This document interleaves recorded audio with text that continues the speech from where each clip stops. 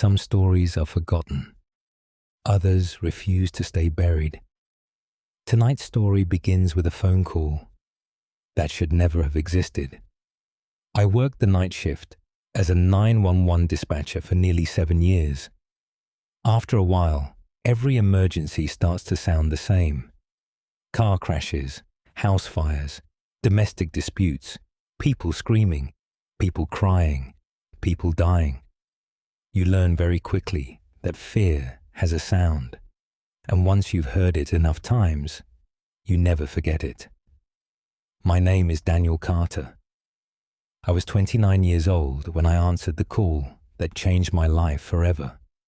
It happened on October 18th, just after 2 o'clock in the morning. The station was unusually quiet.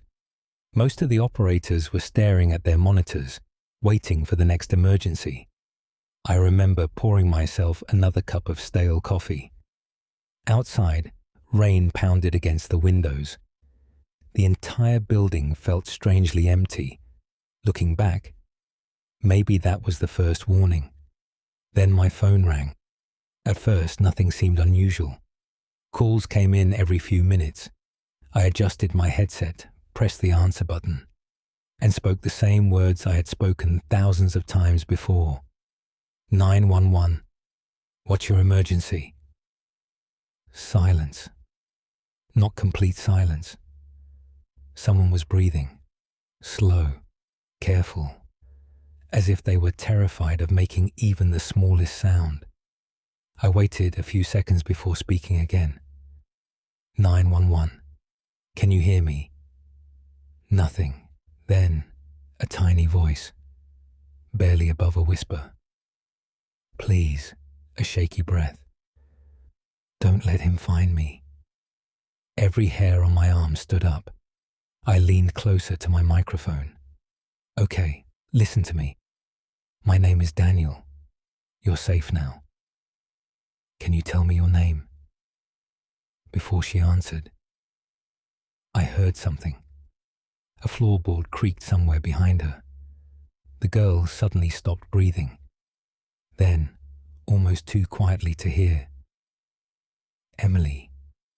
She sounded young, maybe 12 years old, maybe even younger. Her breathing became faster. She was trying not to cry. Emily, where are you? Another creak echoed through the phone. This time, louder, followed by slow footsteps. 1, 2, 3, moving across what sounded like old wooden floors. Emily covered the phone for a moment. I could barely hear her whispering to herself. Please, keep walking. Please don't stop. I immediately opened the emergency dispatch system. Emily, I need your address. No answer. Instead, she asked me a question. Do you know where Hollow Creek is? I frowned. Hollow Creek? No, I don't think I do. For a brief moment, everything went completely silent. Then, Emily whispered something that I still hear in my nightmares. Nobody remembers. Emily, I need you to listen to me very carefully. Can you tell me where you are? For a few seconds, she didn't answer. All I could hear was her breathing. Then, in the faintest whisper, I'm hiding. I glanced at the dispatch screen. No caller ID, no GPS location, nothing. That wasn't unusual. Older landlines sometimes failed to transmit a location, but something about this call felt wrong. Emily, what are you hiding from? Another long silence. Then, I don't know if it's a man anymore. A chill ran down my spine. I tried to keep my voice calm. What do you mean? I saw him yesterday. He looked normal. But tonight, his face changed. I stopped typing. For the first time that night, I didn't know what to say. Then I heard it, a slow, heavy footstep, somewhere above her. The old wooden floor groaned beneath its weight. Emily gasped. "He's upstairs." Another step, closer, then another, each one painfully slow, as though whoever was walking wanted her to hear every single step. I immediately signaled another dispatcher. "Trace the call." She nodded and began typing. Nothing. No signal. No location. It was as if the call didn't exist. I turned back to Emily. "Stay exactly where you are. Don't make a sound," she whispered. "I don't think he's looking for me anymore." I frowned. "What do you mean?" A pause. Then, "I think he already knows where I am." The footsteps stopped. Complete silence. Not a single creak. Not even breathing. For several seconds, neither of us spoke. Then, a sound I still can't explain. A slow scratching noise, like long fingernails dragging across old wooden walls. Emily immediately covered her mouth, trying not to cry. The scratching continued, closer, closer. Then it stopped. I leaned forward. "Emily?" Nothing. "Emily, are you still there?" A trembling whisper answered. "He's outside the door." My heart began a pounding. I motioned to another dispatcher. "Send officers." She looked at me. "Where?" I covered my microphone. "I don't know yet." Then Emily suddenly spoke again, almost too quietly to hear. "The house number is 17. I grabbed my keyboard. 17 what? Another pause. Then she said something that would haunt me for years. 17 Hollow Creek Road. I entered the address. The system froze for a moment, then displayed a message I'd never seen before. Address not found. I blinked, typed it again. Same result. Address does not exist. I stared at the screen, then looked back at the phone. Emily had started crying, very softly, barely audible. Then she whispered, "He's opening the door." "Emily, stay with me. Whatever happens, don't leave that room." She didn't answer. Instead, I heard the slow creak of a wooden door. Not from where she was hiding, from somewhere else in the house. Then, silence. I looked across the dispatch floor. One of the officers had finally radioed back. "Dispatch, we're heading to the nearest location matching that address." I pressed my headset tighter. "How far out are you?" The reply came almost immediately. "About 3 minutes." 3 minutes. It sounded close, but to Emily, it might as well have been an eternity. I returned to the call. "Emily, can you still hear me?" A shaky breath. Then, "He's inside." Every muscle in my body tensed. "Can you lock the door?" "No, there isn't a lock." Another floorboard creaked, closer this time, then another. The footsteps had changed, no longer wandering through the house. They were moving with purpose, straight towards her. Emily's breathing became faster. I could hear her trying to stay quiet, trying not to panic. Then, the footsteps stopped, directly outside the room. Neither of us spoke. Several seconds passed. Then came 3 slow knocks. Not loud, not aggressive, just 3 perfectly spaced knocks. Emily let out a tiny gasp, then whispered, "He knows I'm here."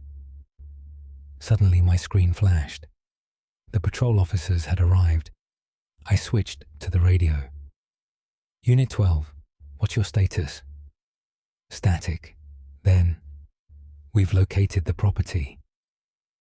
I expected to hear shouting, movement, something. Instead, the officer sounded confused. "Dispatch, This place is abandoned. I frowned. Repeat that. We've entered the house. There's nobody here. I looked back at Emily's call timer. She was still connected, still breathing, still crying. I spoke into my headset. Officer, are you sure you're at 17 Hollow Creek Road? A short pause. Then, affirmative. The mailbox still has the number. But this place has been empty for decades. A cold wave ran through my chest. I looked at the waveform on my monitor. Emily was definitely still on the line. Then, she spoke again, barely above a whisper. They're in the hallway. The officer's voice came through my headset at the exact same moment. We're entering the hallway now. I froze. Emily continued speaking. There's a broken mirror on the floor. The officer stopped walking, then quietly said, Dispatch. There's a broken mirror here. Every operator around me had stopped working. They were staring at my desk, listening. Nobody said a word. Emily whispered again. Tell him. Don't look behind him. Before I could speak, the officer laughed nervously. Funny. My partner just said it feels like someone standing behind me. A long silence filled both channels. Then the officer spoke again. His voice was different now, quieter, almost trembling. Dispatch, there's someone upstairs. I looked at Emily's call. She whispered the final words before the line descended into complete silence. No, he's behind you. At that exact moment, the officer screamed. The radio exploded into static. Emily's phone line went dead. The dispatch floor was completely silent. Nobody spoke. Nobody moved. Every operator had heard the officer scream. And then, nothing. Just static. The radio eventually came back online. Another officer reported that Unit 12 was safe. Shaken, but unharmed. When I asked them what had happened, neither of them could explain it. One officer insisted he had heard footsteps above him. The other swore someone had whispered directly into his ear. But when they searched the house, there was nobody there. No footprints, no signs of forced entry. Nothing. The call with Emily had ended. There was no callback number, no caller ID, no recording error, just an empty line in the system. I couldn't stop thinking about what she had said. Nobody remembers. My shift ended at 6 that morning. Most people went home. I didn't. Instead, I drove to the county records office. I wasn't even sure what I was looking for. I just needed to know whether Hollow Creek Road had ever existed. The woman at the front desk searched the property records for several minutes. Eventually, she frowned. There was one. She turned the monitor towards me. Hollow Creek Road. Closed permanently in 1994, after a landslide destroyed the only access bridge. The road had disappeared from modern maps decades ago. My stomach tightened. I asked her if there had ever been a house. Number 17. She nodded. There was. It burned down.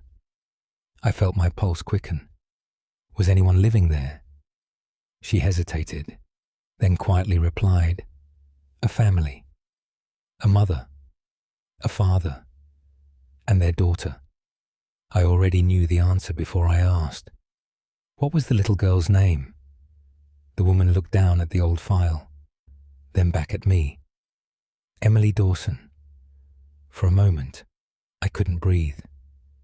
She continued speaking. The parents were found, but the daughter, she was never recovered. Officially, she was listed as missing. I stared at the faded black and white photograph attached to the report. It was her, the same frightened voice, The same little girl. The picture had been taken in 1993, 31 years before I answered her call. I drove home in complete silence. I told myself there had to be an explanation, a technical error, a prank, anything. By the time I reached my apartment, the sun was beginning to rise. I unlocked the front door, stepped inside, placed my keys on the kitchen counter. Then, my mobile phone rang. Unknown number. I almost ignored it. Almost. Instead, I answered. For several seconds, there was only silence. Then, a tiny voice. Older, fainter, but unmistakable. Daniel. Every hair on my body stood up. I couldn't speak. Then she whispered, "You were too late." The line went dead. I never heard from Emily again. The official report says the call never happened. The recording was missing. The address no longer exists.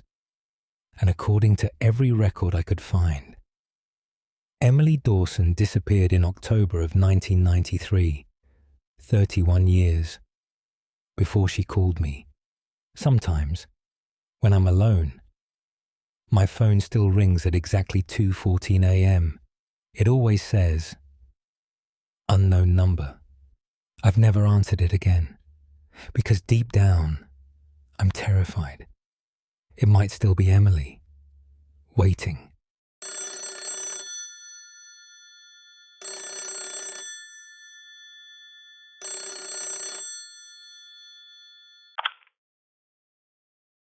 Daniel?